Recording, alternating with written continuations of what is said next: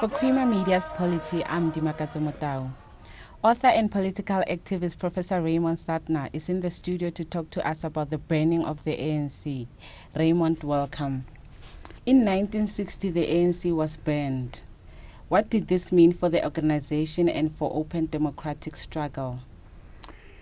Some people believe that it was unnecessary for the ANC to go underground and to embark on armed struggle. They seem to be unaware of the fact that not only ANC people, but people from the Liberal Party, a number of people who were not in the ANC were banned. And after Sharpeville, there was a massive crackdown. Any person who tried to do anything significant against the apartheid regime found themselves banned. So that for the ANC to decide to go underground was very difficult, but it was necessary because the space for legal activities had been narrowed down so greatly. This is not to say that it was abandoned, because the ANC always hoped that at some point the space would be reopened again. As we will see, it was opened later in the late 1970s.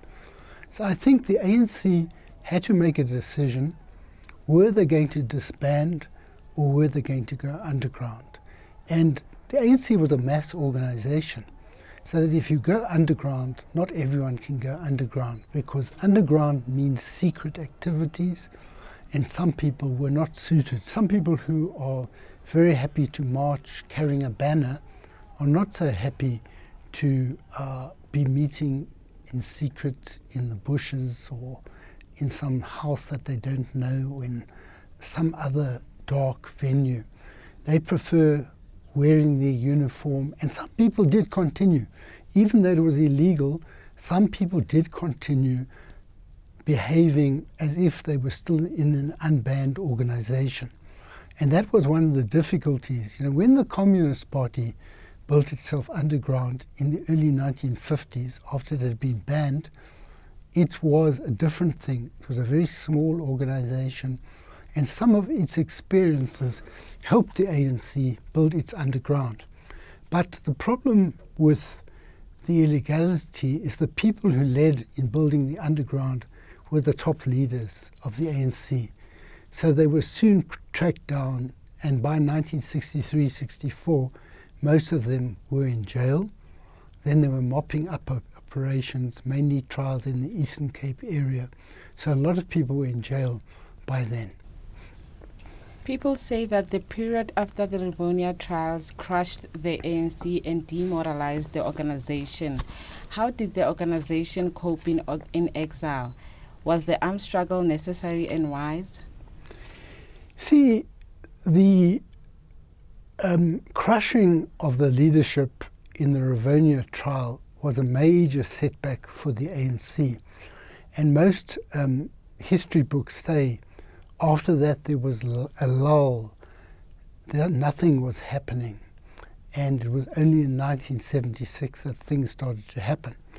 But you had in the townships people like the late Mama Sisulu, John Kademeng, who's still alive, Elliot Goldberg, Chabangu, and people, these are just in Soweto area, but people all over the country who started to rebuild the organization gradually and slowly. And these people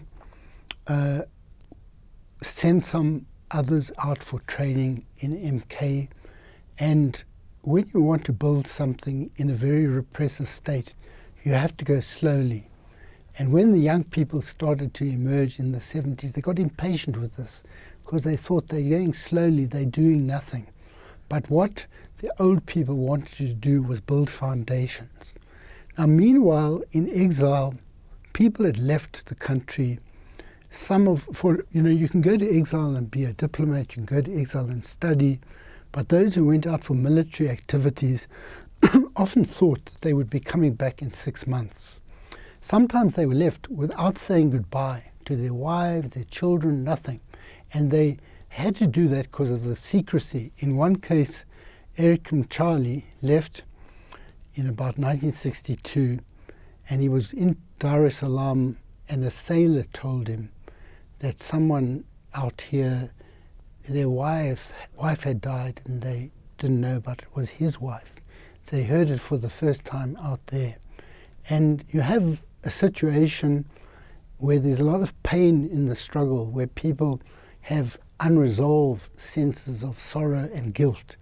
So people went out expecting to come back in 6 months, and they had this campaign into Rhodesia, as it then was, with ZAPU, Zimbabwean African People's Union.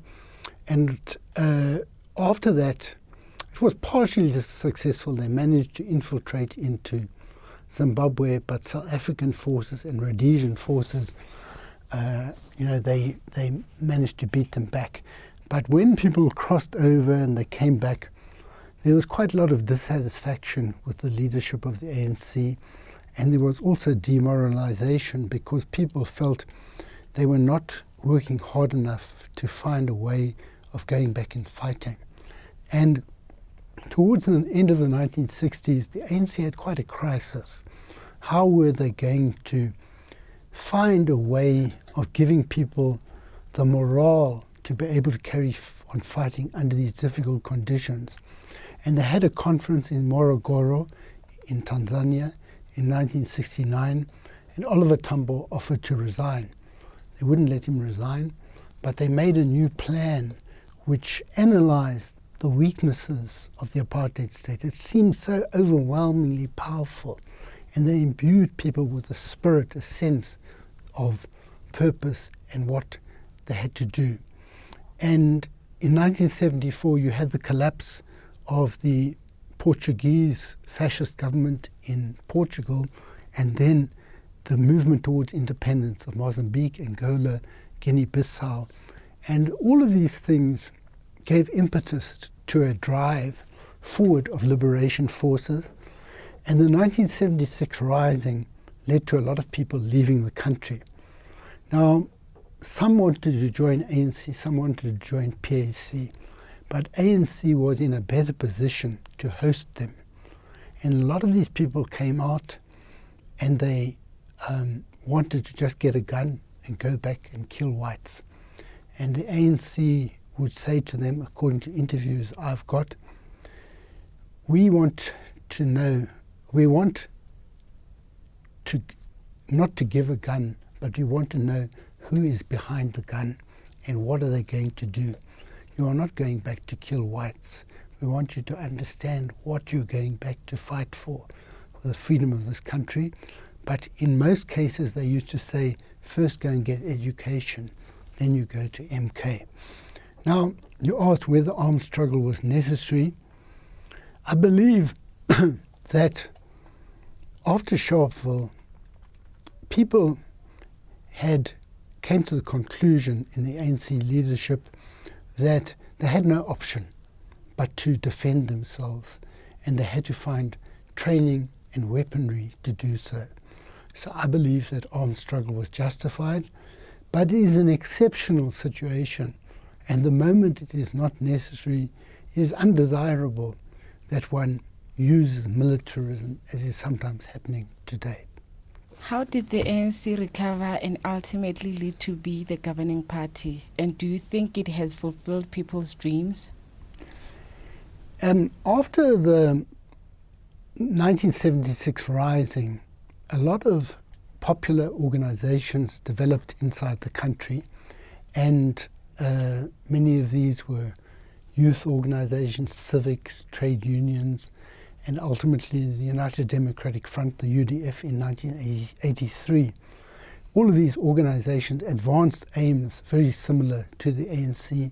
Many people thought they were part of the ANC.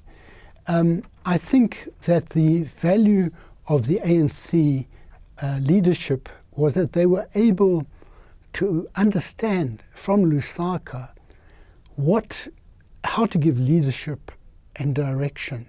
There was this illegal radio station, Radio Freedom, that people used to listen from the 1970s, and they seemed to have an idea of what was possible and to give people direction. For example, they would make one year the year of the youth. That year, hundreds of youth organizations were established. They would make one year the year of the women. Number of women's organizations were established. So that as the decade advanced, the powers of the ANC were felt on an international plane through MK, through popular struggle, through underground.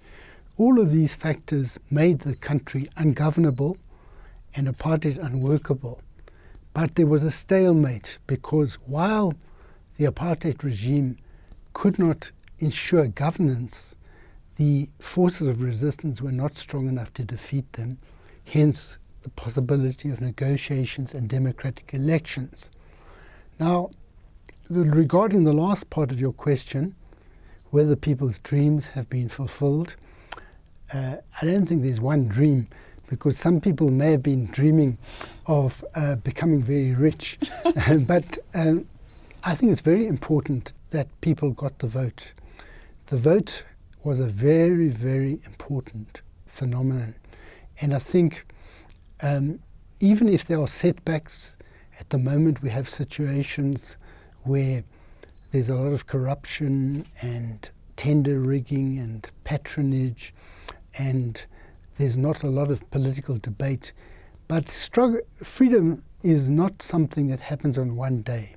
And it's up to all citizens to find ways of influencing, not just by voting, but by engaging as far as possible in the public arena to try to ensure that our freedom is as broad and as wide and benefits the lives of as many people as possible.